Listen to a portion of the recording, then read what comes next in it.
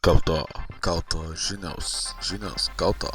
Ar žinai, kad tavo automobilis gali būti uždraustas nuo 2026 metų? Europos Sąjunga nuo 2025 metų Liepos mėnesio įveda naujus griežtesnius Euro 7 taršos standartus. Jie apims ne tik išmetamąsias dujas, bet tuo pačiu ir stabdžių bei padangų dulkes. Jeigu vairuoji dyzelinį automobilį be DPF filtro, benziną senesnį negu 2005 metų arba esi modifikavę savo išmetimo sistemą, tavo automobilis gali būti laikomas per daug taršiu. Daugelį Europos miestų atsiras arba plėsis mažos taršos zonų. Kai kurioms transporto priemonėms bus taikomi apribojimai arba visiški draudimai įvažiuoti. Kaip patikrinti, ar tai palies tavo automobilį? Gali pasižiūrėti savo registracijos dokumentus, kuriuose bus nurodytas tavo euro standartas, pasitarti su mechaniku arba pasitikrinti informaciją internete. Jeigu tavo automobilis netitinka nurodytų reikalavimų, svarstyk jį parduoti, modifikuoti arba galbūt pereiti prie hibridinės ar visiškai elektrinės transporto priemonės.